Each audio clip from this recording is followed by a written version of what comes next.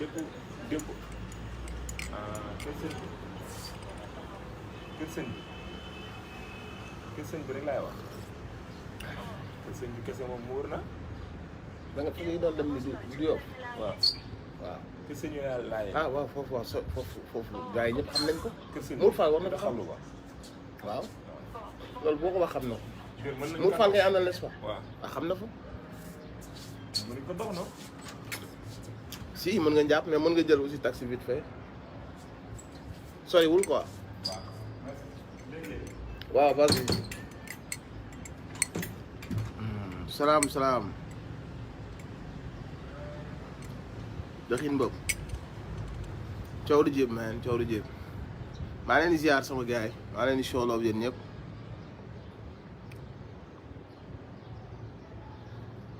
Ibrahima Ka.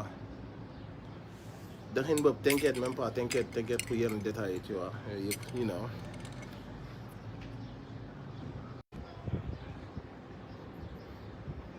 connexion bi muy jaay plek.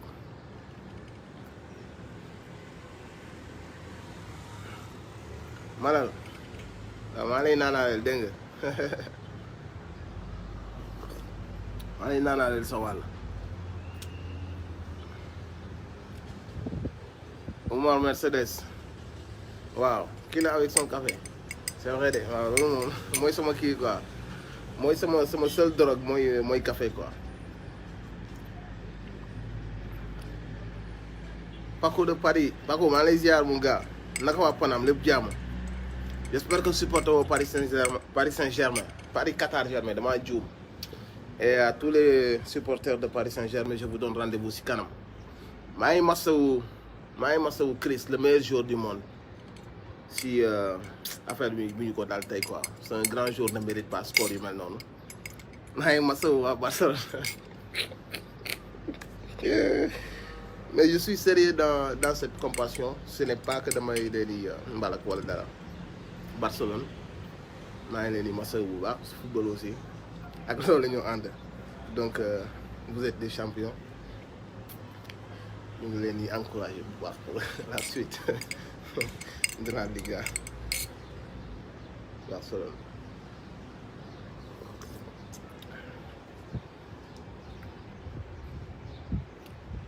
Bako waaw après ñu déggante inbox ma jox la number bi incha allah rabbi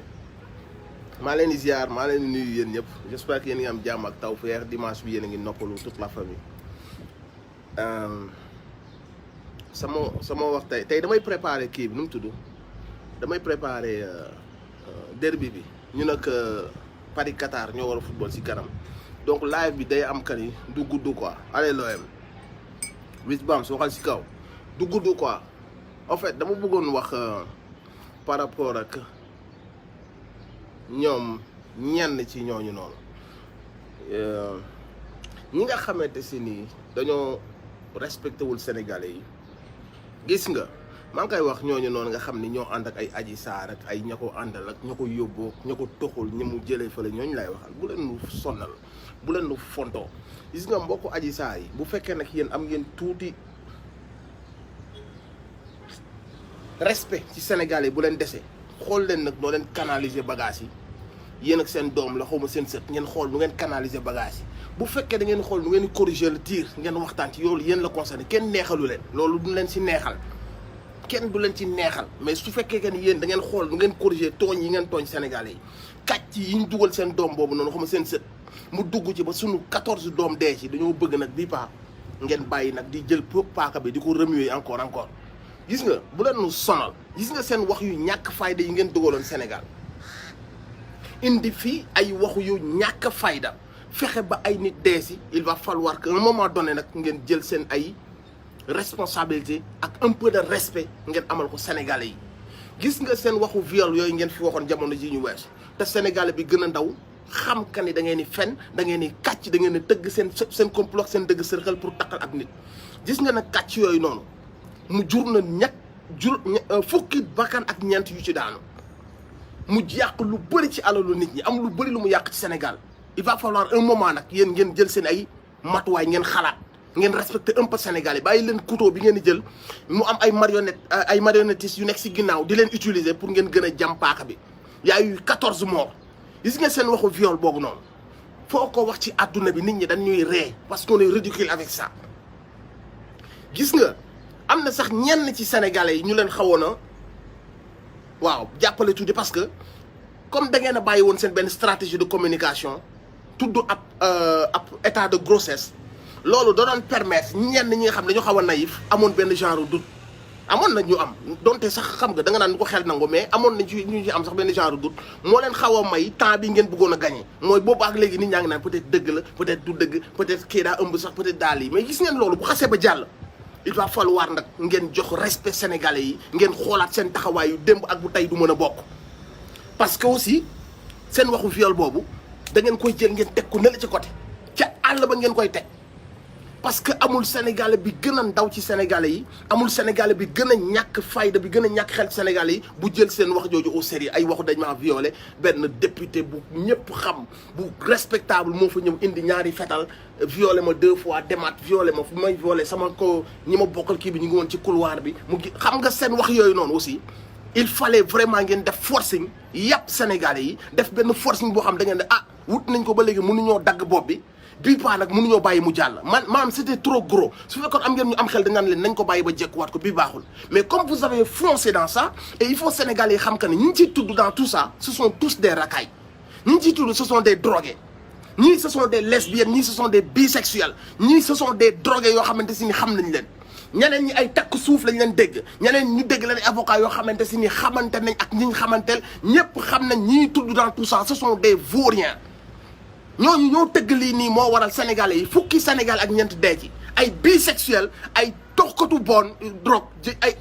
ay nu mu tudd ay drogué cercle boobu ay sàcc yoo xam ne si jàpp nañ leen ci ay milliards ak d'autres gens ñoo nekkoon autour de tout ça donc ils ont foncé dans leur connerie xëcc début bi ñu noppi ne duñ ci wax nan noppi rek daal di bàyyi mu nekk benn simple plainte mu affaire bi ëpp leen doole léegi nag ñu génn ci médias yi fay seen yenn médias ak seen yenn journalistes ñuy xam ba di xam ba affaire bi jël forme mu am 14 sénégalais yu dee. il faut que sénégalais yi xam ni mag ñi sëriñ si intellectuels yi ñu nekk ci dëkk bi que la gën a ndaw ba ka ca nekk ca village ba il faut ñu comprendre que dans cette affaire toutes les personnes qui tournent autour ce sont des drogués des voleurs de milliards des bisexuels des lesbiennes ak ay toxicos yoo xamante si nii ñëpp xaman nañ leen ay mbiru drogue bu ñu sonal nag affaire yi daf ñuy waaj a soof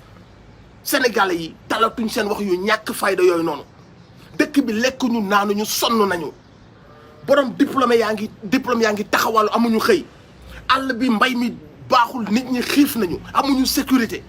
njàng mi doxul hôpitaux yi doxul bu leen ñu ñëwaat nag dinu xam nga day waaj a ëpp am na fa xam ne yéen ak seen avocat fenkatu yooyu noonu bu leen ñu nag ëpp xol bu leen ñu téléchargé respecté leen Sénégalais yi un peu y a eu 14 morts votre histoire à dormir debout bu leen ñu ci sonal léegi nag yéen na ngeen xool seen doom ngeen xool naka ngeen canaliser cette histoire ëpp na leen doole ba noppi ëpp leen doole ngeen naan non aw ma woon sécurité fii dañ may waaj a rey kan moo leen di waaj a rey yéen ngeen kàcc seen kàcc yoo xam ne même xar yeeg janax yeeg ginaar yi ak bëy yi xam nañ que ni ay waxi golo la ngeen jàkkaarloog Sénégal yi wax leen ko.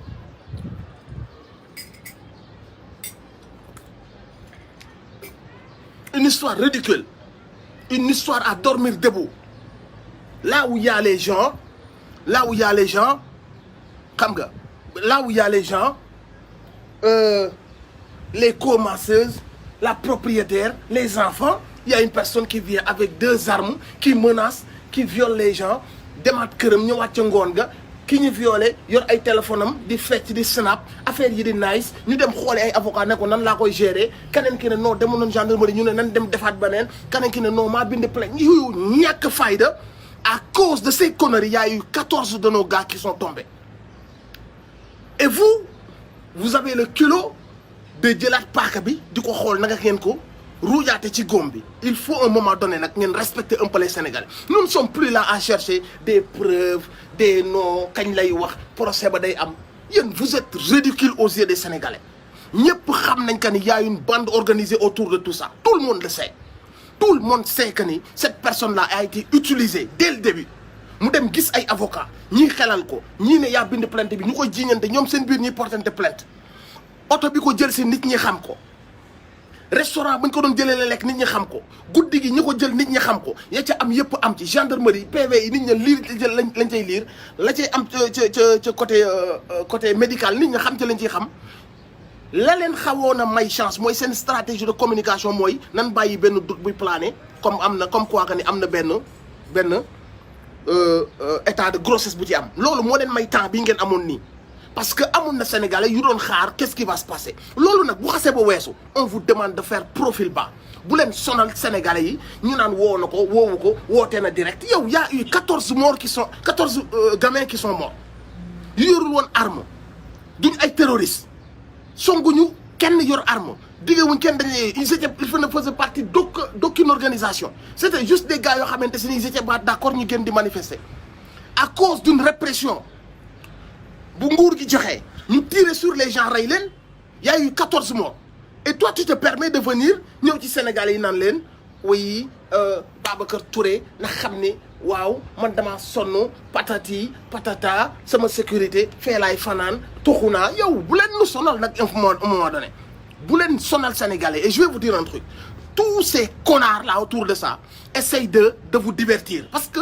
bëgg nañ bu ñu demee ba nga xamante si ni carte gi leer na Sénégalais yi ñu ngi commencé ubbi seen bopp Sénégalais yi ñu ngi commencé jublu ci leneen ñu xool naka lañ retardé Sénégalais yi naka lañ créé waatee affaire yu ñàkk fayda woo seen benn avocat clown boo xam ne kenn respecté woo ci réew mi ñu xool naka lañ manigancer des choses gis nga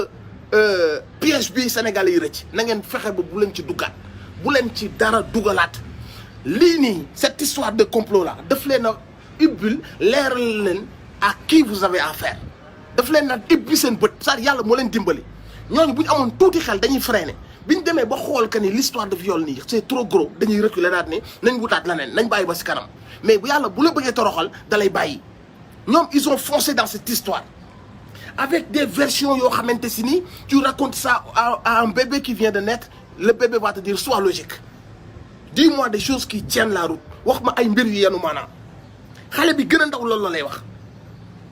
ngeen dem taw la oui violé benn xale boo xam ne à peine 20 ans la am ñu violé ko violé benn xale le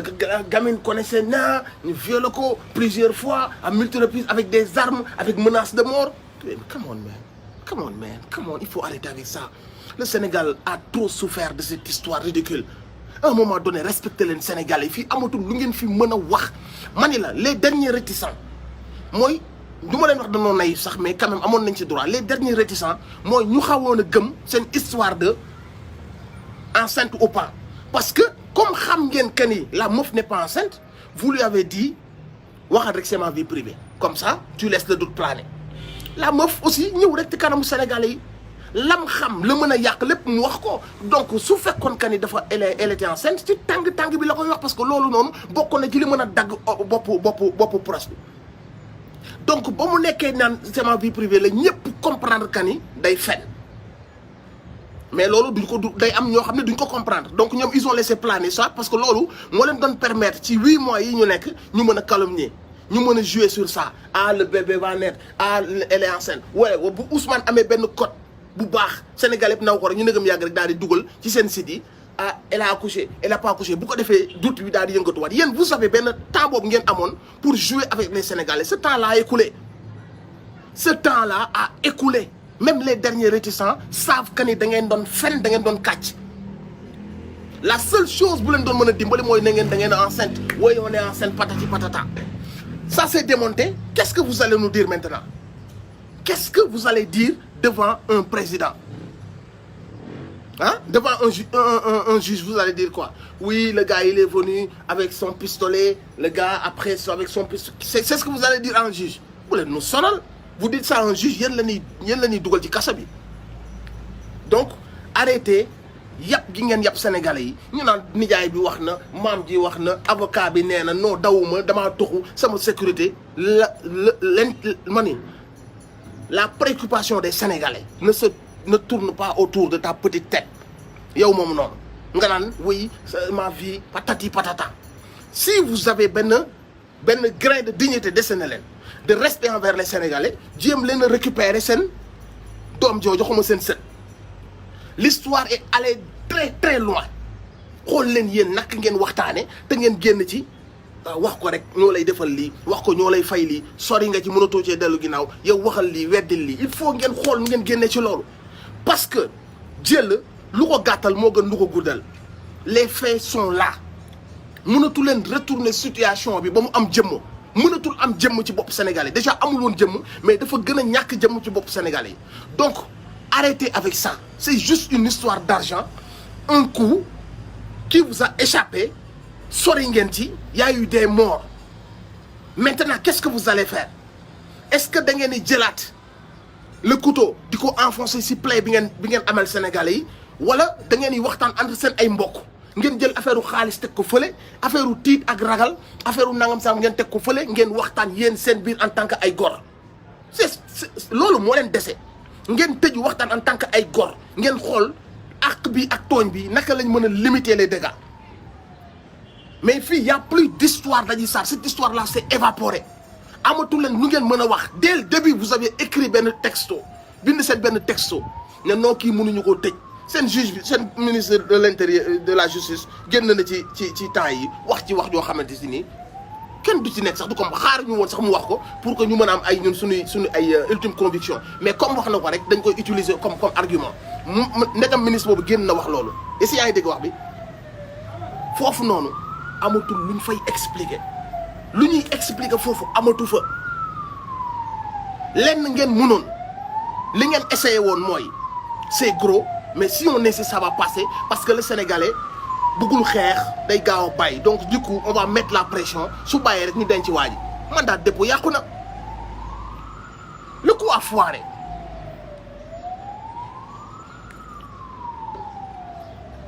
parce que connaissant Pros vous vous êtes dit que ni buñ ko accusé day rëy a laaj immunité parlementaire am day ñëw wuy suñu garde à vue te bu ñëwee garde à vue rek ñu jaxase carte gi la machine judiciaire va s'en occuper c'était ça le plan pour yéen suñ ko waxee wuy ji rek égoom du ko may mu interroger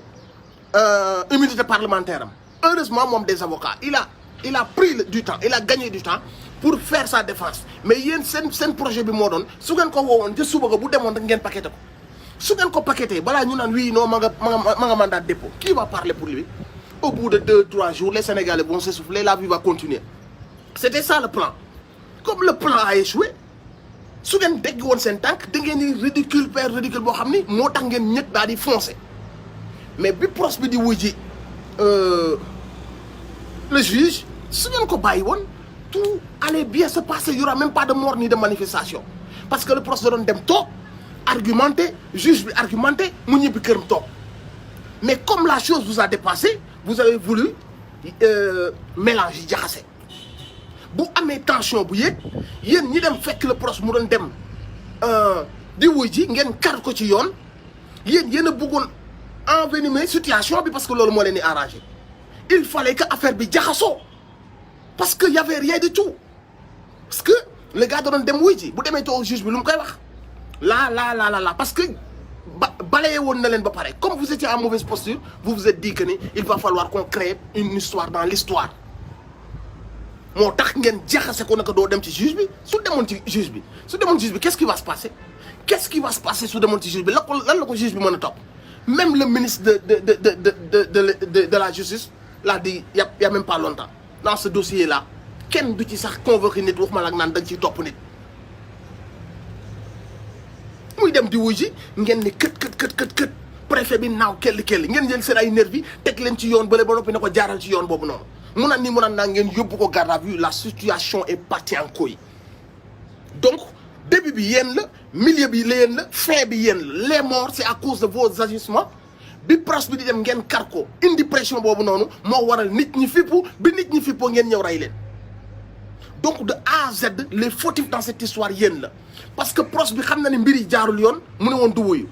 mais bi mu demee ba nga xam se ni kilifa yi nee nañ ko wuyu la yu mel noonu mu ne kon garaawul dinaa dem wuyu ji ci biir wuyu ji bi ak cër bu mu jox kilifa yi teewul yéen ngeen ñëw fekk ko ci cër boobu mu jox policiers yi ngeen karaat ko encore une énième fois loolu indi problème gars yi génn bàyyi leen jàmbur ngeen ñëw tiire rey ay booy deful dara ndax lan benn complot bu ñàkk fayda benn gel bu ñëw di leen fen naan leen oui je suis vierge ñii naan la puis ay booy génn naan la waaye kii bañ ko xamee day tay kii génn naan la moo yow kii fii la nekkoon suñu marché bi booy boobu ngeen ñëw génn mu naan leen non man innocente la je suis vierge kii dafa ñëwoon indi ñaari goon ñu ne ñan ñoo nekk derrière ça ñu ne Mamadou xawma nan Mbaye le gars là ñu ne ak kan jarbaatam ñu ne ak kan ñu ne borom 94 milliards yi chauffeur am otoom ñu ne ak kan ñu ne avocat boobu noonu nekk ci ginnaaw avocat bay ne yaa bind kii ne yaa bind ñu ne kër kan la nekk ñu naan avocat bi kii da koo takk suuf ñu naan ban avocat la gars yi naan benn toxico la benn bisexuel la benn cette histoire là bu ngeen ko foncé moo indi les 14 morts de l'autre camp ils ont tué personne et pourtant vous avez eu le culot de dire qu'ils sont morts à cause de vous. Ils étaient très nombreux ñoom xëy na entre débordage ñu dem dugg ci Auchan wala débordage ñu dem dugg daaj toj yenn kaas débordage yooyu nga leen mën a topp mais ils ont tué personne te bu ñu daan dem ba jàpp ay forces de l'ordre dañuy taxaw wane seen patriotisme di chanter l'hymne national amul benn yoon bu ñu jàppee benn force de l'ordre daat koy escanter te pourtant ñi ngi doon gis loolu noonu donc ngeen war a xam que ne ñi génnoon ñoo leen gën a bëgg réew mi ñi génnoon ñoo leen gën a nekk ay patriotes ñi génnoon ñoo leen gën a nekk ay gor ñi génnoon ce sont des gens qui ne sont pas violents parce que malgré que répression bi était trop sévère ñoom bu ñu daan jekku benn force de l'ordre dañ koy nuyu chanter l'hymne national avec moom wala yeneen gars ñooy ñëw encercler ko ba kenn du ko mën a teg loxo kon xam ngeen que ni ñi wàccoon ci mbedd bi ñoo leen ëpp ngor ñoo leen gën a non violent te ce sont ces gens là ba fi may wax ak yow nii rey ñu kenn dégg goo benn policier bu ñu rey dégg goo kenn ku ñu dem songu mais au contraire yéen ak seen i nervi ak seen i gars encagoulés yu yoroon ay kalachnikov ak seen ay forces de l'ordre vous avez tué 14 de ces jeunes et vous avez eu le culot de pervertir les faits wëlbati ko daat ne 14 mois yi sax yéen lañ koy topp parce que c'est à cause de vous ñu ne daa woote mortal combat et vous savez ce que ça veut dire c'est comme l'hypocrisie bi dem si yéen dafa mel ne bi pros bi ne ñii de su ngeen xamoon li ñu leen def lépp fusiller leen sax dagan na ngeen xam fi ñuy waxee mais comme ay naafeq ngeen vous avez utilisé ça chaque jour ñu waxtaan daal ne ñii niñ bone rey leen sax dagan na et vous savez ce que ça veut dire cela day illustrer juste la gravité des faits mais ce n'est pas des propos yoo xam dañ koy wax ne dañuy dem rey nit ñi vous le savez on le sait le Sénégal le sait mais comme vous êtes des hypocrites et des pervers vous avez pris ça gis ngeen ko c'est un violent nee na dañoo war a fusiller Ablaye Wade dañoo war a fusiller nangam sangam yónni seen nit à la télé parce que pour yéen les Sénégalais c'est des débiles da ngay jël benn propos rek nga topp di ko wax ñu topp la ci et que yéen man mii di wax yéen a ma gën a xam ka ni quand on dit ñii nin bone ñii rey leen sax dagan na vous savez ce que ça veut dire bande d'hypocrite bande de menteurs vous ne respectez pas les Sénégalais xam nga man sa problème mooy man mënumaa cons ay naafeq dëmm yi nga xamante si ñoo jiite respecté wuñ Sénégalais ñooy sàcc Sénégalais yi ñoo yóbbu Sénégal xiif yóbbee ko mar yóbbee booy dee ci géej gi yóbbee leen insécurité bi ñuy dund yóbbu leen njàng mu yàqu mi ak paj mu yàqu mi ce sont ces mêmes personnes là qui viennent toog ci télé yi ak seen i kàcc di fen di dajale di soppi ay wax di utiliser ay putain baal leen ma ci insolence bi muy utiliser du samay affaire ci samay live mais sometimes te affaire yi dalay metti quoi te ce sont ces gens là ngay gisaat ñun la way demoon naa ci gàmm gi yónni naa ay nag man maa joxe nag yi kërëb sama mouvement bi yàlla joxoon naa leen nag kii ne demoon naa ci màggal gi man maa daloon fii yóbbu naa lii ci ay nag te ce sont ces mêmes gens là ñoo ñëw duggaat ci suñu ay tarixa wala ñu ñëw duggaat ci suñu ay famille suñu ay quartier yor ay enveloppe di séddale naan jox naa ASC bi 500 000 jox naa ASC bi 1 million ñi ce sont ces mêmes gens là quoi ma loolu mu metti ce sont ces mêmes pervers ñooy ñëwaat léegi ci suñu ASC yi di leen may ay xaalis demaat ci suñu gàmm yi indi ay nag ñëw ci suñu màggal yi indi ay enveloppe et ce sont ces gens-là ñoom ñooy les traîtres de leur pays bu amee ñuy téye Sénégal épanouir bu amee ñuy téye Sénégal ah. Le téléphone est en train de sonner j'espère que réseau bi dawul bu fekkee am na ñuy téye Sénégalais bénéficier wu de li leen yàlla may de ressources yi ñu am de seen intelligence de seen histoire de seen ay ressources naturelles ce sont ces gens-là et pourtant ce sont ces mêmes qui viennent dans nos quartiers su élection jub see gis nga leen ñu ne booy lan moo baax booy ñii ay nooy bopp lan defal leen tuuti pavage ñu ne dañuy def pavé booy nañ def pavé defal fële pavé lamp yi na tàkk jumaa ji àggale ko gam yóbbul nag yi booy yóbbul nag yi joxe ay enveloppe mais nous ne sommes pas des prostituées, je suis désolé. Nous ne sommes pas vos moutons. Ces procédés-là, c'est révolu. jamono ji ngeen ni ñëw ñoqi tuuti jox lii c'est révolu. Nit ñi ils attendent pas de vous que ngeen leen di jox ay enveloppe, ils attendent pas de vous ay nagu gàmmu. Nous on vous a élu teg leen ci poste yooyu noonu ak conditions yu baax yooyu noonu pour ngeen soppi suñu life, pour ngeen liggéey, pour poste yi ñu leen jox ni ñu leen ko waxee ngeen defee ko noonu. C'est tout ce qu'on attend de vous, parce que celui qui se met à distribuer de l'argent est un voleur et il va corrompre les gens. Arrêtez de corrompre les gens, ce n'est pas ça faire de la politique. Vous n'avez jamais vu Macron dans les rues de sa localité distribuer de l'argent. Ils n'attendent pas ça de lui. Mais toi, politicien, qui t'a dit qu'on attend ça de toi? Tu viens, tu nous donnes de l'argent comme ça, quoi. Comme Aïkhar, nous sommes dans le sanni tout doux. Nous disons comme ça. Toi, tu es là, tu veux juste nous corrompre. Tout ce que tu sais faire, c'est la politique de l'argent, comme ça, corrompre les gens. Ils sont affamés. Attends, je sais comment procéder avec eux. Ils sont affamés, je vais faire ça. Non, non, non, non, non. Il faut arrêter. Si vous avez dans quartier yi ak sen kawul bu ngeen mën ta sol masque bu ngeen mën ta sol, on vous connaît déjà, on vous a ciblé et identifié. Maintenant la jeunesse lanen lay xaar, jeunesse bi nekatuñ ay xaar yu ngeen di utiliser à votre guise, comme le commandé, vous faites les choses à votre guise. Jeunesse bi, ils veulent des hommes intègres, ay nit yu am xam-xam ba noppi am honnêteté, am dignité. Bëgg seen réew, bëgg Dubaï ni muy siggee ci àdduna bi naan leen man la Dubaï, Qatar di fëgg dënam naan man la Qatar, yeneen dëkk yi ñoom dañoo bëgg, booy yi dañoo bëgg léegi Sénégal di fëgg dënam naan leen man la Sénégal. Am naa les possibilités de vous rivaliser yéen ñëpp, parce que am naa gaz, am naa pétrole, am naa lépp ressources yi nekkatul noo may fajoo ci hôpital yi may dem ñu may jox ay analyse yoo xam ne aw ma lu ma ko fayee, may lekk ay mbir yoo xamante si nii. Non, boy, ils rêvent maintenant de vivre li leen yàlla jox leen li ñu yelloo loolu la boy xaar. Ils n'attendent plus benn politicien bu ñëw jël ay cahier def ci say photo comme ku yor ay esclaves. Mais vous êtes qui? Les gens dañ doon def yu mag a mag pour rentrer dans l'histoire. De ce fait, pays bi de manière naturelle jël leen dugal leen ci ay cahier wala ci ay livres parce que dañuy jàngale histoire. Ils sont rentrés dans l'histoire. On met leurs photos ci ay égérie ñu jël leen ci yeneen ak yeneen pour que nit ñi ñu mën a inspirer nit ñi. Mais maintenant tu vois des gens, des détourneurs de fonds, des bandits, des gens qui roulent avec des nervis, ñoom daal ñooy jël seen ay statut photo jox ko ay xale yu ndaw ndax lan ndax rëy, folie de grandeur, ndax saraxe, ndax bëgg a corrompre, ndax bëgg a noot nit ñi dox ci kaw jaamu yàlla yi nekk buur seen kaw. Et toi dans tes activités tu n'as rien foutu. Defo goo fi lu Sénégal yi mën a tàcc ànd di ko tàcc malgré salaire ak sàcc bi nga ci boole. Defo goo dara ci réew mi mais tu te permets yow de taxawee position wu mais yaa ko Sénégal dañ lay fal rek yow buur nga quoi, yaa ko Sénégal ça existe. Yow dañ lay fal nii rek mais maintenant buur nga ci kaw nit ñi. Mais dans les autres pays ça ne se passe pas comme ça. Je l'ai donné un exemple, Angela Merkel, chancelière Allemagne. Mais day dem ndugg ci supérette yi di jënd ay pataas ak ñebe te pourtant boo demee Europe ñoom ñooy première puissance en Europe. Mais fii gars yi dootuñu dem douze dimanche maa néega directeur kese boo ko nekkee c'est fini yaa moom waa Sénégal. On parle de ministre, le ministre. Et puis ñu ngi ñaan suñu sëriñ si aussi ñu ñaan suñu sëriñ si qui soit du côté du peuple. Soyez du côté du peuple, c'est-à-dire prendre position pour le peuple. Je prends position pour le peuple. Lu ma ci góobe gar ko parce que ñoom ñoo may def ñoom ñooy ñëw ci man ñoo ma fulaal ñoo ma faydal. Mais fu ma dóoree ci nguur c'est parce que sama ceeb neenul, xaalis bi bëriwul,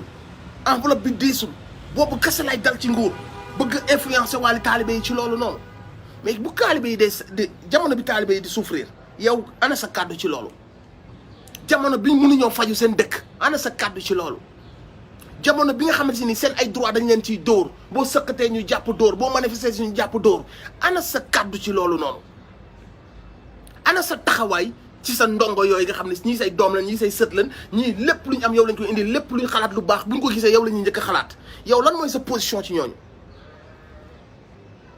Soyez du côté du peuple, prenez part pour le peuple, parlez pour jële fi injustice, parlez pour jële fi cette justice sélective buy dóor baadoo lay di jàpp di jàpp doomu baadoo lay di toroxal di jël sàcc yi di jël sàcc yi di fat cette histoire de passeport diplomatique vous avez vu temps bi mu ngi jël temps parce que ils veulent fat trop yi parce que l'histoire de passeport diplomatique ça va trop loin il y a trop de dégâts maintenant plus ils gagnent du terrain plus ñu fat trop yi parce que xam nañ que ni après engrenage lay doon ils prennent le temps bu doon benn opposant dagg nañ ko bu yàgg dina mbaraanu kiraay bi instant bi ils prennent du temps mais yooyu yëpp mais prenez part pour le peuple prenez part pour la justice pour la vérité ces gens-là qui viennent vers vous mais ce sont nos oppresseurs ñoom ñoo ñu teg fitna malgré que ñun ci yéen lañ bokk ci yéen la ñuy raam ci yéen la ñuy jooy ñi ngeen di dalal ce sont nos oppresseurs waaye mais ils tuent des gens mon frère ils tuent des gens te du mujj fenn y a pas de procès bu fekkoon que ni ils ne se sentent pas coupables ba léegi dégg nga leen ñuy wax waxu 14 morts ils n'en parlent même pas ils veulent que ñu fàtte les 14 morts ah mais il faut parler avec eux réew mi aussi saa yi cër bi bu ñu ko joxee on attend en retour ah mais qu'on nous protège qu'on plaide pour nous mais plaider pour la vie chère plaider contre la vie chère plaider pour cette justice arbitraire il faut plaider pour le peuple mais c'est ça le problème aussi bu fekkee que ni plaider bu fekkee que ni dal ci nguur bu lay jotee rek c'est parce que enveloppe yi disul la ceeb bi à un moment donné.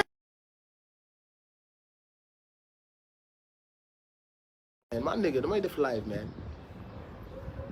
mais y a de quoi se poser des questions je suis désolé mais amuñu ku dul yéen ñun bu Trump waxee intéressé wuñu bu Zemmour waxee intéressé wuñu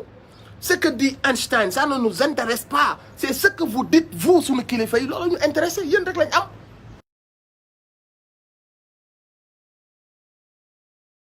À quel moment vous allez prendre part pour nous de manière claire assumée jàkkaarloog bande yooyu di ñëw ak seen i enveloppe ak seen i nag ak seen lu mu mënta noonu ne leen faal parce que aussi après tout la force c'est le peuple ce n'est pas ces gens-là lu ñu def ñoom le peuple mën na ko def ci benn après-midi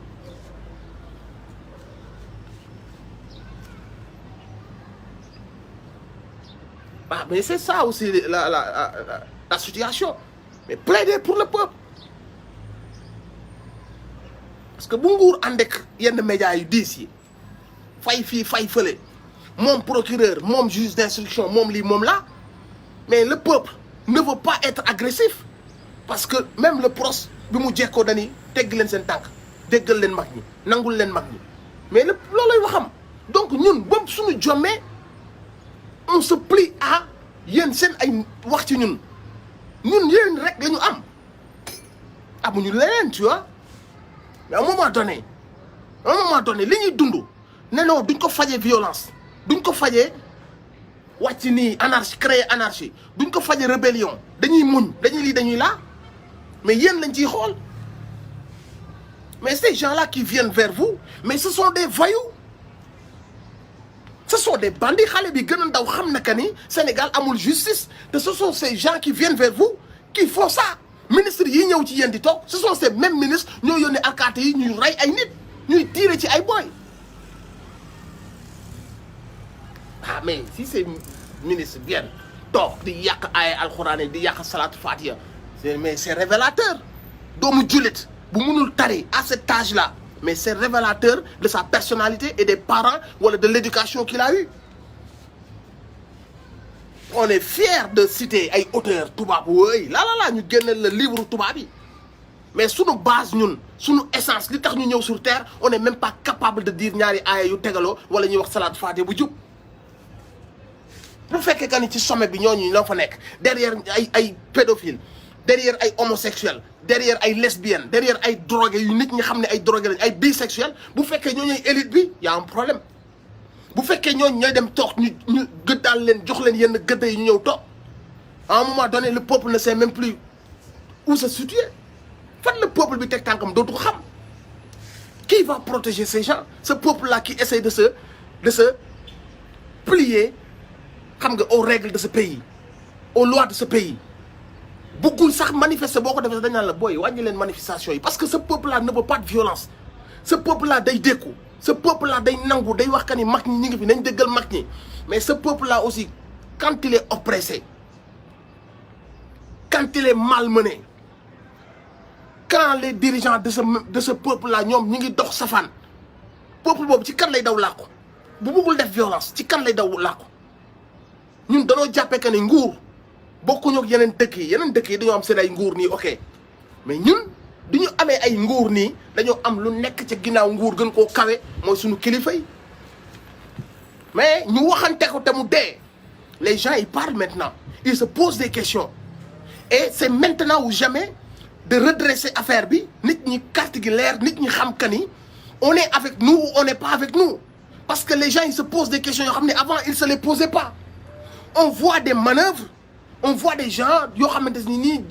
c'est un peu bizarre ce qu'on voit maintenant c'est tabou parce que suñu taalibe ak suñu nangu may ñuy xuus ci yenn yi mais à un moment donné l'heure est venue de plaider pour le peuple l'heure est venue de montrer que vous n'êtes pas avec nos oppresseurs parce que aussi nos oppresseurs se sentent trop à l'aise ci seen ay wet boo xoolee par rapport ak conneries yi ñuy def yëpp tooñ yi ñuy def jël justice bi toog ci jàpp opposants yi di damm seen tànk créer ay complot di rey ay nit ay xale yu ndaw di ci dee y a un moment donné ces gens-là il faut leur dire la vérité parce que ay nit kese lañu te pourtant loolu fii yëpp la xewe Sénégal ñëpp teg nañ seen bët kenn mënul wax que ni waa Pikine ñoo rey xale yooyu ndaw yooyu kenn mënul wax que ni waa Diourbel ñoo leen rey kenn mënul wax que ni waa France ñoo leen rey ñi leen rey xam nañ leen à un moment donné qui va dire quoi qui va c'est très compliqué tout ça c'est un peu compliqué et ça nous met mal à l'aise ñun parce que ça devient tabou parce que kiraay bi moo fi nekk cër bi moo fi nekk warma bi moo fi nekk te bëgguñu mu fell tarfatal ay nii mais nous sommes dirigés par des voyous des bandits des tueurs des agresseurs des comploteurs des détourneurs de fonds mais ils sont trop à l'aise devant vous ils sont trop à l'aise ces gens ne devraient pas être à l'aise mais ce sont des bandits ce sont des voyous il y en a ils ont été épinglés par des cours de compte ñooñu ñooy wëlbatikuwaat ñëw naan maa joxe nag yi maa joxe gàmm mais il faut que un moment donné carte gi leer aussi ñun ñu xam ci bonne position lañ taxaw parce que aussi am nañ yaay am nañ papa am nañ facture bëgg nañoo faju suñu rajo hôpital yi doxul analyse yi dafa cher insuffisance rénale mi ngi rey dialyse bi gars yi amuñu money bi mais comment on va faire est-ce que dañuy noppi rek ñun nekk ay esclaves wala y a un moment donné on sait que y a des gens avec nous il faut à un moment donné ñu xam que ni y a des gens avec nous ou on est seul dans notre galère on est abandonné ou y a des gens avec nous mais y a des milliards de questions on peut pas se les poser de manière claire parce que lu ma la wax la dañoo tënku bëgg suñuy kilifa am ci ñoom war ma donc mënuñu bàyyeeku mais je veux dire plus ñuy dem plus on se pose des milliards de questions soyez avec nous quand même soyez avec nous on est en galère dans ce pays et ñi ñu ko teg xam ngeen leen y a pas besoin d'être xam nga benn pour xam ko tout le monde le sait ils complotent les gens ils mettent les gens en prison di dóor nit ñi ku marche dund bi dafa cher ñu jàpp la dóor Bougazeli le voleur il est là tranquille mais c'est quand même grave la famille c'est quand même très grave Bougazeli il va à ses occupations à gauche à droite mon gars nos petits frères sont en prison entassés ci ay nekk à 250 ci ay chambres yoo xamante ni 5 personnes la waroon def mais ce ne sont pas des êtres humains kon arrêtons de demander aux Européens de respecter nos frères qui sont là-bas puisque nous chez nous on respecte même pas suñu ay frères de religion suñu ay frères de sang suñu ay frères de patrie on ne les respecte pas dañ leen di torturer parce que dañoo sàcc téléphone wala dañoo xeex newetaan ñu ngi ci entassé leen ci jeel bi ci ay néeg yu ndaw ci tàngoor bi ñu naan kii bu nelawee 3 heures de temps xajal kii mu nelaw 2 heures de temps et tout le monde est au courant et les vrais voleurs sont là di dem ci gàmmu yeeg ci ziar yi di taxaw ci télé yi di wax ñu wax leen lan ay milliards de faux billets ñeneen ñi ay trafiquants de passeport diplomatique mais qui va prendre parti pour le peuple qui va dire la vérité au final Sénégal nekkatul Sénégalu ñëpp c'est ça la vérité ce n'est plus le Sénégal de tous les Sénégalais la justice c'est pas la justice de tous les Sénégalais c'est très grave tout ça à un moment donné il faut qu'on en parle aussi cette racaille politicienne gars yi dañu war a wax ak ñoom dëgg parce que bu ñu amee yenn sañ-sañ yi xam nga dafa mën ne dañ leen si jàppale quoi dañ leen mettre à l'aise ces gens-là ne doivent pas se sentir à l'aise tous ces voleurs wala tu donnes des ordres yu rey ay nit y a un moment donné dinañ la wax dëgg boo xam ne pour nga génne sa kër sax tu vas te sentir mal pour nga dem ci sëriñ si da nga koy waajaat parce que xam nga que ne da ngaa tooñ taalibe sëriñ si da ngaa reylu taalibe sëriñ si ay dem nga naan ma dane sooratu Ali Imran yàq jàng yow da ngeen a xam tous on vous connaît tout à chaque fois qu'on vous a dit tari leen ayatul kursi tari leen laxat jaakum tari leen li à chaque fois ngeen di tari vous montrez que vous n'avez pas de religion en vous. Celui qui ne sait pas à l'âge de 45 ans 50 ans si tu ne sais pas dire ayatul kursi wala nga wax ay aaya yu jub wala nga wax ay salfa yu jub loolu ça laisse paraître yow ce degré de diine fan la toll. So ces gens-là ñoo ñuy diriger et ils veulent nous donner des leçons. Ah là les jeunes d'aujourd'hui là ils sont violents ils sont insolents mais l'insolence c'est vous les racailles c'est vous les bandits c'est vous les voleurs c'est vous ceux qui trahissent leur peuple mais c'est vous mais yéen waru leen wax ci mbooloo waru leen di wax ci mbooloo Sénégal lu mu war a def mooy sotti acide trace mu set wecc de toute cette racaille politicienne Sénégal nit ku mel ne yéen waratu fa am poste réew mi mag la avec une très grande histoire boo xam si ni 40 ans derrière kase day sori 40 ans derrière ñu limal la ay mag ñoo xamante si ni ils sont xam nga 5 ans 8 ans ñu limal la maam Abdou Aziz maam Saliou limal la maam Ba déjà man la réew moomu noonu ay borom xam-xam ñoo ko war a yor mais ay nit yu sell ñoo ko war a yor ay nit yu digne ay nit yu am diine parce que ñun diine dafa war a am benn place bu mag a mag ci kaw ñi ñuy jiite. loolu moo tax bi président Ousmane Sonko waxee ne affaire u tarixa yi dañ ko war a def institution ma ni voilà quelqu'un qui comprend parce que ñun ni ñu yàlla mooñee diine daa bokk ci ñun même bu ñuy nekk des pays laïcs aussi diine dafa war a am cër ci ñun ba ci suñuy mbiru diine dafa war a am benn institution bu koy lijjanti ñu xam ne at mu nekk nii lay demee gàmmu nii lay demee màggal nii lay demee ziar nii lay demee problème yi ñuy am nii lañ koy réglé ñu am benn cercle des sages yoo xamante si ni les xalifas ont leur mot à dire les xalifas ont leur représentant ñu jël diine moo ñaale ko parce que ñun duñu France duñu États-Unis duñu Italie ñun la waa Sénégal donc quand le président Ousmane Sonko a parlé dans son programme def ko institution bu clair bu trace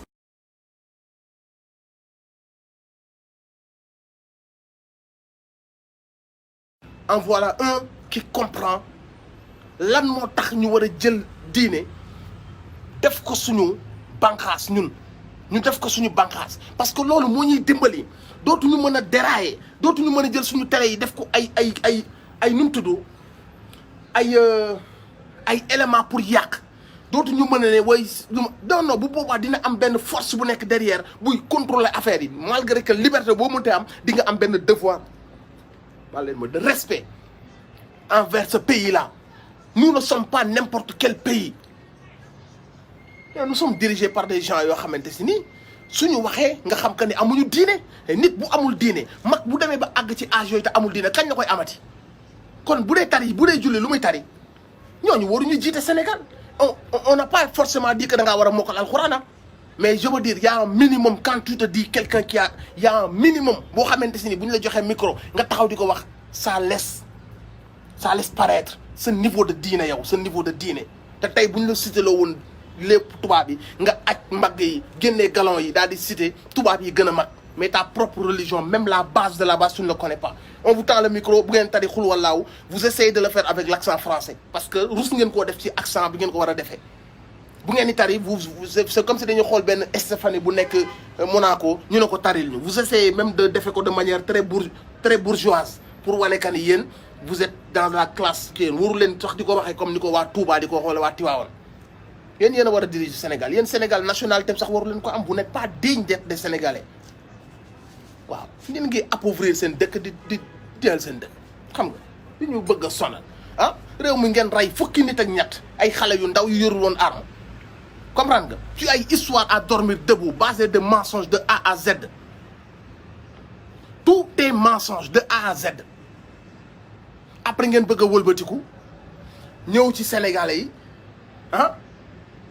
à chaque fois daal ngeen xamee que ni l'histoire vous échappe ngeen créer woote comme si daal xam nga te Sénégalais yëpp xam nañ que ni tout ça li ko commencé de A à Z c'était que il faut que président Ousmane Sonko soit en prison il faut que ñu damm ay laafam faut que ñu damm ay tànkam donc vous avez commencé une histoire bi dem ba ëpp leen doole mënutoo leen ci dellu ginnaaw ngeen gagner du temps daal di laisser planer benn doute d'une grossesse pour mën a calomnier ci diggante bi ngeen fokk ne da ngeen di wàññi oraawu pros bi ci diggante bi far yàlla yokku ko muy gën a am doole ngeen ni comment on va faire au final comment on va faire parce que même religieux yi ñu bëggoon ñu bañ ko dañ faa jaare bëgg ko parce que religieux yi ils ont découvert que nous sommes des comploteurs nous sommes des menteurs pour damm tànku nit jaral nañu créer ay mbir ba ay bakkan dee ci ñu toog ci télé bi di wax les religieux ont compris à quel point vous étiez des pervers ñu gis sénégalais yi ku ci nekk amal boppam fulla professeur d'école yi xale yu ndaw yi jàng ci école yi jàngalekatu alxuraan yi médecins yi ñëpp amal seen bopp fulla daat ne bàyyi leen doomu jàmbur ji ngeen di sàggal na ngeen defoon ay moroom ngeen ko bëgg a def da ngeen di kàcc il a eu la popularité jamono ji ngeen ko bëgg a salir jamono bi ngeen ne seen texto boobu mënuñu koo tëj mais nañ ko salir ngeen muur seen benn clown ñëw naan ko waxal lii waxal laa muy xool moo yu gën a kër di ko wax mu koy wax Sénégal yi di ko gën a jéppi nga di comme que yàqu na nañ bàyyi rek benn affaire mu plané pendant 8 mois 8 mois yooyu sey na on est à 12 mois xuma lan mois ngeen bëgg naan ñu oui ma vie est en danger j'ai déménagé patati pa ne nous cassez pas la tête avec ça le Sénégal a assez souffert de votre complot le Sénégal a assez souffert de vos mensonges léegi nag yéen ñi nga xam ne yéenay mbokk kooku noonu na ngeen am un peu de pudeur et de respect envers les Sénégalais ngeen bàyyi waat seen génn yi ngeen di génn ci médias yi di wax wala boog su ngeen mënee récupérer seen doom ngeen xool naka ngeen ko rëccale ci loxo dëmm yi ko téye ci loxo dëmm yi ko joué rôle ci loxo dëmm yi ko pompé ci loxo dëmm yi ko téye guddi yi nii ak luñ ko mënta dik ngeen xam que ni nag toll ngeen ci benn point boo xamante si ni il va falloir ngeen defaru ngeen jéem a xool nu ngeen defare seen loolu entre yéen ngeen xool nu ngeen ko defare xam ni mënu leen a daan Sénégal vous êtes trop petit pour daan Sénégal ànd ak Sénégal ngeen mën baalu Sénégal yërëmtulu Sénégal tuubal Sénégal mais mënu leen a daan Sénégal ak lu leen ñooñu mënta wax avocat bu ñu mënta àndal ministre bu ñu mënta ànd ak lu ñu leen mënta dégg mënu leen a daan Sénégal et le Sénégal est du côté de la vérité tout le monde sait que cette histoire là est montée de A à Z cette histoire nag picc yi sax xam nañu ay fen la picc yi sax xam nañ que ni li ngeen créé de A à Z fa ngeen ko créé ay weer yi ngeen ko commencé waxtaane ña leen jël si fan leen yóbbu fan leen denc ña ca dugal seen xaalis léegi sénégalais yi xam nañ que ni cette histoire là est montée de toutes pièces donc mënu leen a daan sénégalais yi mënu leen a jommal Sénégal yi li ngeen mën a def mooy ngeen gisante waat seen mbokk yooyu gis nga ñi leen di woo di leen jéem a manipuler naan leen yii di leen jéem a wax ne dañ leen a yërëm si ginnaaw xam ngeen li tax ñu koy def ñi leen di xëcc di leen jéem a taf seen bopp derrière xam ngeen lu tax ñu koy def ils sont about money ils sont tous payés pour méplaire ils sont tous payés pour vous endormir ils sont tous payés pour vous faire benn semblant de solidarité benn semblant de compassion alors que derrière ils gagnent beaucoup d'argent sur votre dos Sénégal yi di gën a mer affaire bi nar a dem ba nga xam te ni su ngeen moytul mu këpp waat seen kaw donc y a un moment donné da ngay ni xool yéen seen bopp ngeen nekk ay magum jëmm ngeen xool naka ngeen limiter la casse ngeen jëm ko def sinon vous allez vous mettre tout le Sénégal à dos te histoire bi day gën a compliqué bu boobaa soyez responsable ndaw si bu fekkee amul xel xale la biñ ko siy dugal xamul woon foogoon naka ni histoire du àgg fii yooyu yëpp nous on s'en fout on vous parle de l'état actuel des choses. Soyez responsable respectez le Sénégal respectez le drapeau bu leen dugaat ci game boo xam ne mën na yóbbaat Sénégal ci lëndëm boo xam ne duñu xam fu muy mujjee soyez responsable toutes ces personnes qui gravitent autour de vous ay naafeq la ñoo xam ne ils sont payés pour jouer ce jeu d'être des tantes ce jeu d'être des amis ce jeu d'être des protecteurs ce jeu d'être mon avocat préféré tous ces satans sont payés pour jouer ce rôle là ils vont vous utiliser pour mën a continuer seen ay pexe yu bon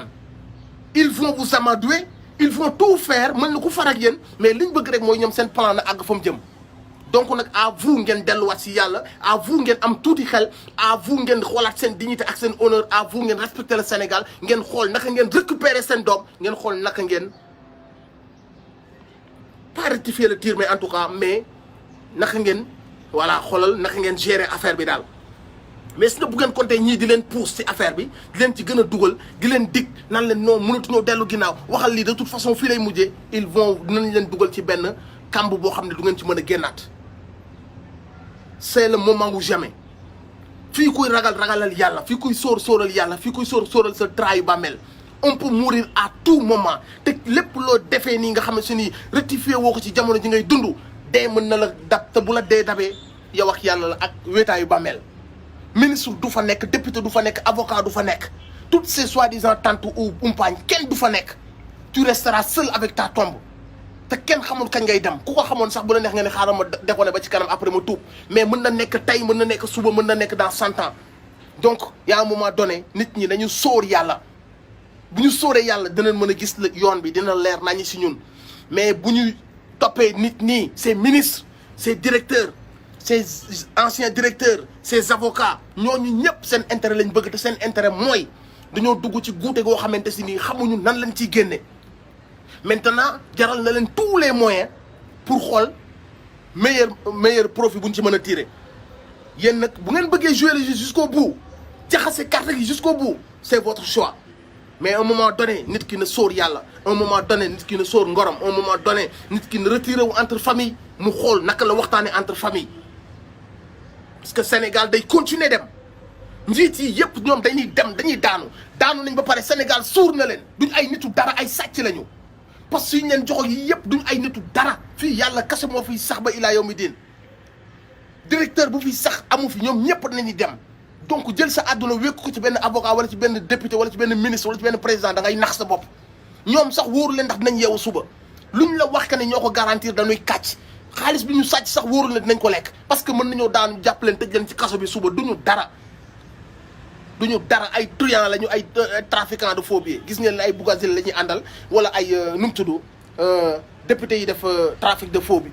passeport di génne di takk ay góor di def ay faux doom ak yu demee noonu duñ ay nitu dara ce sont des vauriens y a un moment donné nag bu leen jël seen famille ngeen plonger leen pour l'éternel pour l'éternité ngeen dugal seen famille dans une merde boo xamante ni day foncé wu di enfoncé wu ba foo xamante si ni dootoo xam lu muy doon c'est le moment ou jamais donc nous on n'est plus là à dire oui Babacar Touré ñi moom a woo non on s'en fout de ça Babacar Touré on le respecte il fait un travail formidable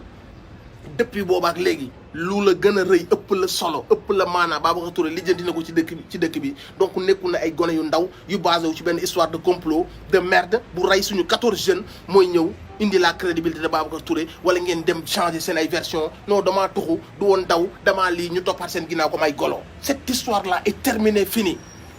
vous avez la possibilité nag de limiter la casse vous avez la possibilité de vous enfoncer à vous de faire votre choix Sénégalais yi yéen laay wax ngeen am seen fulla ak seen fayda ngeen focus ci seen avenir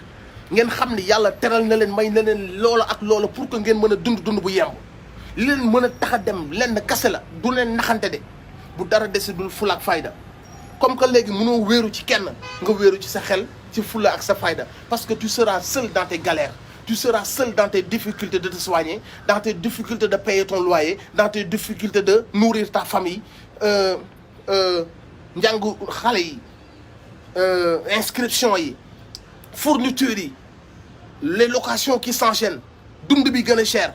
vous serez seul face à tout ça personne ne vous aidera donc am na fu ngeen war a dem joxe fa seen bopp lijjanti ko mais am na foo xam ne seen i propre problème la yéen a ko war a lijjantil seen i bopp vu que ni mbas nañ leen mbasaat leen ci bàyyiwaat leen ci biir ignoré waat leen seetaanaat leen vu que ni yooyu dund ngeen ko dundaat ko depuis 1960 ba léegi c'est maintenant nag yéen ngeen am seen fulaay bopp ci lu jëm ci seen wàllu àdduna en tout cas ngeen jël ci seen ay décision ñi leen jiite xam ngeen ne ay kàccoor lañ ñi leen jiite xam ngeen ne ay sàcc lañ ñi leen jiite xam ngeen ne ay détourneurs de fonds lañ ay comploteurs lañu loolu soxlaatul ñu koy wax yéen ñëpp xam ngeen ko est-ce que vous allez faire les naïfs les passifs voilà lii moom xam nga c'est mort mënatuñ ci dara on baisse les bras c'est une fatalité c'est mort est-ce que vous allez faire ça wala vous allez prendre votre destin en main ngeen agir comme des personnes responsables comme des personnes capables de réfléchir de faire ay analyses yu pertinentes yu personnelles pour mën a génnee ay décisions yu sages ay décisions yu baax ay décisions yu mën a defar sa réew kenn du ko yor ci ay tappale comme ni ko président Ousmane Sonko waxee réew kenn du ko yor ci man ak yow ñoo bokk ethnie réew kenn du ko yor ci man ak yow ñoo bokk tarixa réew kenn du ko yor ci man ak yow ñoo bokk région nit da ngeen bokk région ndekete ab sàcc la di ngeen bokk tarixa ndekete ab détourneur de fonds la di ngeen bokk ethnie ndekete li la tee say hôpital dem baax li tee say njàng dem moom ci ñooñu la bokk kon ne laisse personne te manipuler ci ñoo bokk sëriñ ñoo bokk tarixa ñoo bokk zone yi ngeen bokk dëkk ñoom ñëpp defuñu fa tous tey la seen hôpitaux yi gën a bon tey la seen njàng yi gën a bon tey la seen moyen de transport yi gën a bon tey la seen jeunes yi gën a chômé léegi booy yëpp daanoo nañ ci l'alcool soo demee ci région yi ñu ngi leen di jaay l'alcool à 100 francs ci ay mbuus booy yëpp il tombe dans la drogue parce que amuñu liggéey amuñu avenir amuñu espoir kenn dimbaliwu leen ces gens là ne viendront que à la veille des élections kenn du leen gis balaa boobu booy yi boo ci dem léegi lañ daawul am sañ-sañ def sax ñu ngi koy def ils deviennent de plus en plus désespérés moo leen di plongé law ci yamba beeg ci drogue beeg ci sangara si ñu jël sangara si wàccee ko au plus bas niveau di ko jaay ay xale yu ndaw ay mag yu irresponsable ce sont ces gens là ñooy ñëwaat à la veille des élections ne la man ak yow ñëw bokk dëkk man ak yow dañoo bokk koñ man de ci dëkk bi laa dëkk man de may naa sa équipe nawetaan bi xaalis man de jëndal naa leen moyen mayo man de seen rajo jàkka ji changé naa ko morgue bi de wut naa fa benn est-ce que tu vas te laisser berner avec ça est-ce que xaalis boobu ñu lay jox mu def nga def ci benn nawetaan benn regroupement benn match est-ce que loolu mooy sa avenir u doom yi war a ñëw sa dëkk est-ce que loolu la mérité sa hôpitaux yi am problème ñuy ñëw di fa indi ay artistes di leen jox ay millions yu dul jeex ndax wanewu ndax bëgg leen a rendre débile seeni vrai problème ñu koy ignorer su ngeen demee ba xam ni soxla nañ leen ñu ne xaaral ñu indi leen benn artiste jël artiste boobu moo leen gën a liggéey ndey ñu jox ko millions yu dul jeex woo leen ci benn affaire ngeen fecc après ngeen ni ah waaye kii ni daf ak a baax moo ñu indi loon artiste yu bërki démb kon daal yow plaisir d'aller danser moom ngay dem jënde dimbali bi nga war a dimbali say doom xàllal leen yoon bi tànnal leen ay njiit yu baax ñu defaral leen hôpitaux yi ak yoon yi ak yow choix bi nga war a def yow yaa ngi koy jëndee choix wu kii la indil benn artiste nga feccal ko wala kii la indil benn newataan may la benn chèque wala benn mayo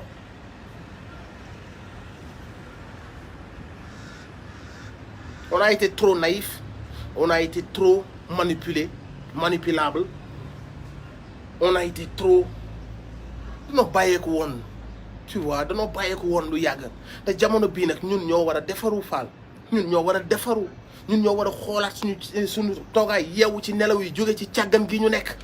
yàlla wàccoo na ak ñun wax dëgg yàlla regardez juste les choses en face yàlla wàccoo na ak ñun amul lu mu ñu mayul dëkk boo xam ne à 65% de jeunes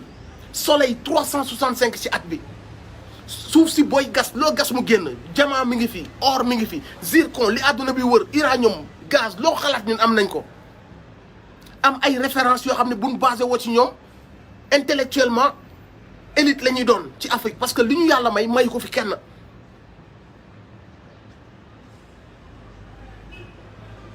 lan moo ñu des lan moo ñu tee dem selon vous buñ ko delloo yàlla yàlla luñ la def ñun de Sénégal dëkk fii dem France nekk fa xar sax moo gën nekk xar Sénégal nekk xaj Sénégal moo gën loolu la ñuy fayee yàlla ñun nañu distribuer les responsabilités ñun ginnaaw bi ñu yàlla joxee géej gi daal jox ñu ay mag ñoo xamante ne adduna bi ku sañoon yow da ngay am mag ñooñu noonu sa dëkk jox ñu ay Cheikh Anta Diop tegal ñu ci ak richesse yi mu ñu jox yëpp ak histoire bi mu ñu jox yëpp tubaab bi fépp dafa gagné fii mu échoué fa suñu ay mag taxaw ci wetam taxaw seen ñiy def seen i juma ñiy defar seen ay zawiya ñiy defar seen dëkk defar seen tubaab bi a échoué au Sénégal su xawee jëlaat la mais sax après 60 la ko jël parce que sa politique avec ses pions il a réussi la mag ña defaroon il a réussi yàqaat ko ak ñi mu fi tegoon côté boobu rek la xaw a fay taba tey réussirul ci Sénégal parce que Sénégal dëkk yi ñuy wër yëpp foofa dem mag ñi dañuy fecc mag ñi dañuy dem ci soirée kii di fecc ak seen doom yi ñun suñu dëkk à partir de yenn âge yi say doom dootuñu la gis nga fecc say doom dootuñu la gis ngay seeti jigéen say doom au fait am na loo xamante ni tubaab bi daf koo raté ci ñun li ñu ko may mooy ñu am ngandam histoire ay mag yu résister intelligemment jihad sans violence le Cheikh Ahmadou Bamba def moom El Hadj Malick a été intellectuel la jaay tubaab bi li ma bëgg a def daal dinaa ko def je ne suis pas là pour tirailler wala xëccoo mais lii sama mission dinaa ko def moom noonu la doxaleeg ñoom Serigne Touba defee naneen te yëkkatiwul xeexul jihaadul songontewul te il a réussi sa mission parce que tey jii ku tudd Afrique tudd Cheikh Ahmadou Bamba tudd avancé yi nga xamante si nii tarixa murid mu ngi koy def si domaine yu bëree bëri nice te loolu réussite la xoolal histoire boobu ñu am xoolal mag ñooñu ñu am xoolal Mame Baye Niass li mu am boo demee ay Nigéria Ghana nit ñi dañu dof mu jaar ay fu nekk Angleterre fu ne mu dugg fa nit ñi di dof bu ñu doon cité mag ñi fii la ñuy fanaan mais on a tout ça donc en matière de référence et de repère à gogo la ñu yor à gogo bala ñuy ñëw nag di dugg ci histoire jigéenu talaatay ndeer yi Aline Sitoé Diatta Yacine Boubou demaguñ foofu demaguñ ci Mame Diarra ak Mame Fawade Wele ak ñeneen ak ñeneen donc en matière de référence on a tout ce qu'il faut en matière de richesse on a tout ce qu'il faut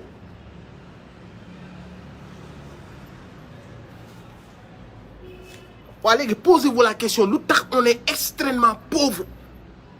25 pays des plus pauvres au monde ci leen bokk c'est à cause de quoi léegi kon ñun bu ñu nekkee naan yàlla way fii daal non c'est kon ñun gërëmuñ yàlla kon ñun bu boobaa nous ne sommes pas reconnaissants de faveur yi ñu yàlla defal parce que ay faveur kese la ñu yàlla defal c'est-à-dire bu ñu amoon ay njiit yu baax ñun quelque part kese la ñuy doon daal di nekk ngandi maamu réew boo xam ne nit ñi dañ fiy daw di fi immigré di fi wut ci seen xéewal mais nga yaakaar ne affaire yi aussi ay kii lay doon cinéma ay machine affaire yi liggéey la sérieux la il faut un peu de rigueur il faut une dynamique liggéey jot kuñ ne liggéey bi lañ la sant nga def ko ku ne de 8h à midi nga def de 8h à midi kuñ ne 2500 nga war a jël nga jël 2500 loolu mooy rigueur teg ko ci code mais loolu mooy tax résultat feeñ mais yow toi ñu jënd loolu benn trottoir 3000 francs nga ñëw ne trottoir bi 2 millions 400 laa ko jëndee ko doon def contrôle bi ne waaw 2400 ne la ko jëndee ngeen dem lebi 40 milliards sàcc 34 milliards yi 6 milliards yi ngeen commencé ci benn projet yéen vous devenez milliardaire ci doo et puis vous attendez des résultats d'où va venir le résultat d'où va venir résultat bi fu muy jóg donc xam ngeen li xew suñu problème vous le savez suñu point faible vous le savez suñu fardeau vous le savez est-ce que dañ koy nangu continuer rek di ko du muy dal suñu kaw ñu koy demee wala un moment donné day am une génération bu gëm boppam décomplexé bu bëgg lu baax jël les choses en main daal di soppi la situation man jàpp naa que ni foofu lañ tolloo ci loolu laa leen di invité loolu mooy seen mission te bis bu ngeen ko defee Sénégal dina leen amal njukkal parce que Sénégal dina siggi dina développé boo yi fi war a màgg di ñëw dañuy ñëw fekk fi un Sénégal boo xam si ni mooy loolu noonu te bu boobaa on pourra dormir tranquille ñun suñu ay tomb ñu ne ñun nous sommes la génération qui a changé la donne bi nga xam si ni Macron bu doon ñëw suñu dëkk dañoo commencé na ko Macron kaay dafa am noo xamante si noonu lañ gis que ni yéen noonu ngeen di doxalee port bi il faut ñu soppi ko dafa am noo xamante si noonu lañ gis ni yéen ak Total noonu ngeen di doxalee ak gaz beeg yooyu il faut ñu xool nu ko defaraate Macron yéen dañu gis ne franc CFA bi nangam ak sangam kaay il faut ñu xoolaat mbir yi il faut qu'il y ait une génération qui regarde ces choses là en face dem régler ko mais des éternels pions des larbins qui baissent toujours la tête naka la situation bi di soppeekoo ñee dañoo gën kañ lañ ñu gën naka lañ ñu gënee à quel moment lañ ñu gën et ils prennent tout ce que nous avons ñoom yóbbu seen dëkk seen transport gën a avancé seen médecine gën a avancé seen lekk gën a yomb seen njàng daal di gratuit et nous restons dans la merde larbin yi fi nekk ils signent parce qu'ils ont pas le cran de dire à François Hollande non je signe pas ça François Hollande non j'avais promis à François Hollande de lui faire cette faveur moo tax bi nga ñëwee yow patati patata te complexé ñooñu fan la ñu jëmee donc loolu mooy sunu cancer te ay masla du ko fi jëlee ay parloo du ko fi jëlee ay affaires yu ñàkk fayda du ko fi jëlee xam nga lan moo ko fi jëlee qu'on soit déterminé ci wàllu woowu noonu ne leen dootoo leen ñu nax dootoo leen ñu manipuler amul ngeen indi seen benn Cheikh Yérim Seck muy patati di mbale li di mbele laa di jéem a jaay nit ñi xel xam na kan yi gis nga yow la moo la gën a ñàkk fayda xam la moo gën a ñàkk fayda xam la moo gën a yab Sénégalais yi nga xool Sénégalais yi ci ay bët ne leen Sénégal sama 7 ans yi ma defoon am na daal nuñ ko mën a xoolee du bokk du compte réew mu ay cerveau am naka la fa nit mën a waxee loolu am na daal nuñ koy xoolee 7 ans yi ma def du compte loolu mooy lan naka nga ñëwee def say mandat nga def 7 ans nit ñi di compter ak at ni mu yàggee yow nga def 7 ans wax ji mu leer constitution daal ni kenn mënul def lu ëpp nangam ak sàngam nga xalaat ni wax boobu tëj na la nga ni non mais am na benn virgule bu ma dugal ci biir constitution bi boo xam ne bu ma ci appuyé am na daal nu muy demee 7 ans yi du ci bokk mais naka la nit mën a xoolee ay nit yu mu respecté ne leen réew mi ngeen ma fal def naa fa 7 ans mais Xaadim loolu yow mos nga koo dégg yow sa àdduna Xaadim yow mos ngaa dégg kaay Xaadim damay laaj benn affaire yow mos ngaa dégg nga nekk ci benn dëkk ah nga def 7 ans ñu fal la ab mandat dama lay wax rek ab mandat nga def 7 ans ñëpp gis la nga def 7 ans Sénégal yëpp gis la nga ne léegi sama deuxième bi après mu jeex nga dem ba ci digg ba daat ne mais yéen kayit yi ma leen joxoon am na benn virgule bu ma ci def boo xam bu ma ci sukkandikoo 7 ans bi ma defoon du compter loolu la de loolu lañ nekk di ngay woo benn Cheikh Yérim mu naan non démocratiquement waru ko def philosophiquement waru ko def mais constitutionnellement il a le droit di ko jàkkaarloog Sénégalais yi nii di leen ko wax xam nga loolu nit ñoo respecté loolu leen wax loolu nit koo jox cër mënoo ñëw def 7 ans de caisse noire 7 ans de yaa yor suñu signature yaa yor suñu palais léegi daal yow nga di 7 ans yooyu ci palais bi am na nu muy demee 7 ans yooyu du compter man ku ma ko wax ma mbéj la man moom ku jàkkaarloog man wax ma loolu nañ ma tëj loolu manque de respect la mais c'est la vérité barke Rasulaay loolu c'est la vérité yéen est-ce que yéen a ngi imaginer nit war a am sañ-sañu jàkkaarloog Sénégalais yi wala boog toog ci plateau mais wax ji daa war a leer su fekkee respecté nga Sénégalais boo demee toog ci plateau bu ñu la laaj xam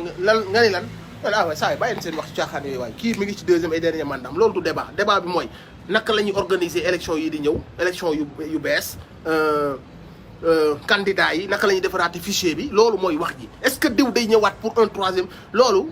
ku respecté Sénégalais yi te nga nekk un intellectuel boo xamante si nii jiital nga moral jiital nga respect de ce drapeau bu ñu la posé question bi doo nekk di wiiri comme ni ko yenn waykat yi defee wala comme ni ko yenn journalistes yi defee on te pose la question tu portes tes cojones daal ne ku baax nañu waxante dëgg ay nit da nga leen di nawle woo te boo leen nawle woo da nga leen war a wax dëgg mënoo jàkkaarloog ay Sénégalais naan leen bi ma defee référendum bi ci ginnaaw virgule ba am na benn duut bu ma fa def boo xam ni maanaam duut ba bu jàllee mandat bi du bokk kon daal léegi affaire bi daa am ay naxante ay piégeante réew daal léegi kon noonu lañ koy yore ay dugal benn ndëgg sërxal dugal benn loolu nañu yore réew yow mos ngaa gis yow Obama mu pare naan ay damay est-ce que du ma toogaat mos ngaa gis Sarkozy mu pare naan est-ce que du ma toogaat François Hollande naan est-ce que du ma xool constitution bi du ma ko soppee Sénégal daal ngay ñëw nga ni non bàyyil ma jël constitution bi def ci loo xam ne benn non ça c'est une insulte faite aux Sénégalais te képp laa leen di wax ku taxaw ci kanamu télé bi naan leen non di def nii jàppee leen ko naa fekk à la minute bu muy waxee yow noonu parce que yàpp nit weesuwul nga ñëw ne ko 7 ans yi daal am na nu muy demee du ci bokk 7 ans nga ni je suis désolé waaye gars yi léegi timis jot naa leen bàyyi ngeen dem waajal wax ji bëri na maa ngi ciy tuub mais xam ngeen que ni li ma leen di wax dëgg la xam ngeen que ni li ma leen wax sunu njariñ la xam ngeen que ni laneen lañ ñuy wax mooy naka lan ñu mën a nelawale naka la ñu mën a endormir naxaat ñu manipuler waat ñu naka lañ mën a ñëwaat te élection yi di ñëw maa leen koy wax nag xool seen caaxaan yooyu bu leen ko nangu de ay ñëw di naan yooyu def naa fi pavé damay pavé ginnaaw fee booy damay defaraat jàkka ji bu leen kenn naxe loolu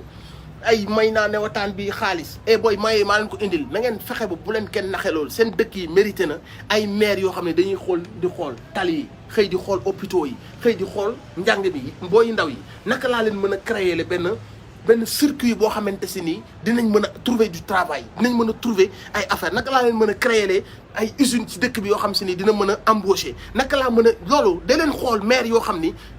mandat yi ngeen leen fal yépp ci loolu la ñuy xool taxaw di xool mooy salaire bi gars yi di ma jox kiiwu maire bi ñu ma jox ndomba tànk maire bi ñu ma jox seen man am na foo xamante si nii saa yi ñun bu ñu fa tolloo aussi il faut ñu am suñ fu lay bopp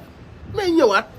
on est à quelques mois nga gis ku ne di jubbanti gars yi jëlaat fompaat pono yi ñii di jubbanti rétroviseurs yi ñu ne daal waa koñ bi dinañ kontaan bu ñu gisee ne def naa fee pavage wala def naa fee rétroviseur bi tourné naa ko dinañ kontaan alors que yow tu avais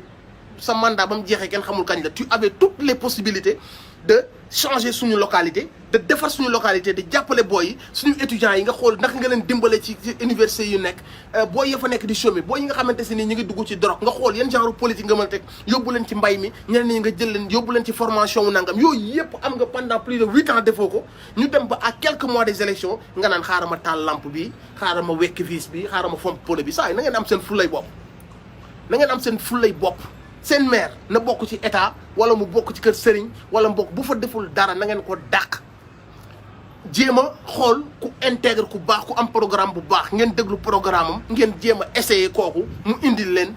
du meilleur ci seen ay localité bu leen kenn naxee seen yëfu caaxaan yi ñuy def nii seen yëfu caaxaan yi bu leen ci kenn nax nit da ngay nangu am sa fulay bopp ñoom ils pensent être plus intelligents que vous ils pensent que yéen daal vous êtes des naïfs yoo xam ni damay bàyyi jusqu'à dernier virage bi rek ma ñëw ñab-ñabal ils vont être d'accord bañ leen loolu donc maa leen nuyu yéen ñëpp heure derby bi jot na man je vais aller supporter Marseille et j'espère qu'on va battre Paris et puis voilà quoi gros big up à tout le monde maa leen di tuubal ci sama dëng-dëng yi maa leen di tuubal aussi ci sama njuumte yi quoi tu vois defar kese moo ñu tax di jóg et kenn fay ñu dara lu ñu war la suñu réew la mënuñu dem yeneen dëkk di ko fa def suñu réew kese lañ mën a ñëw jéem a contribuer jéem a jàpp si liggéey bi niñ ci mën a jàppe mooy jël suñuy plateforme di jéem a éveiller waxtaan ak nit ñi jëm leen a en tout cas requinquer waat jëm leen a joxaat espoir et ñu xool ensemble naka lañ mën a avancer ensemble donc dans le tas du ñàkk ay frustration ay wax yu ëpp ay wax yu dëng jublu defar lañ si jublu quoi donc on est ensemble la famille restez motivés restez connectés y a que la patrie qui compte y a que le drapeau qui compte gëm yàlla gore garder sa dignité doyloo sa wërsëg nit bu ñëw si yow mu ñëw indaale ay valeurs mu respecte la su la dee baab mu baab la avec des idées avec des valeurs mu bañ a ñëw di la bokkal mu bañ a ñëw di la compal mu respecte la parce que góor nga mu respecte la parce que nitu conviction nga ngeen waxtaan su la gondee nga d'accord ànd ci ak moom su la gondiwul nga dem seeti ki la gondi affaire yi noonu la war di doxee bul nangu nit ñëw di la manquer de respect di la compal nan la booy naa la jox lii wala nii loolu ku ko def daf lay saaga nit ki il faut mu ñëw respecter la jox la si cër donc ci loolu noonu bu ñu ko defee on aura toujours la sagesse xam nga de voir de trouver le bon chemin en tout cas et restez motivés Fallou Nia vive Paris c'est ça ouais baax na man sama wax du ci Paris coow di jéem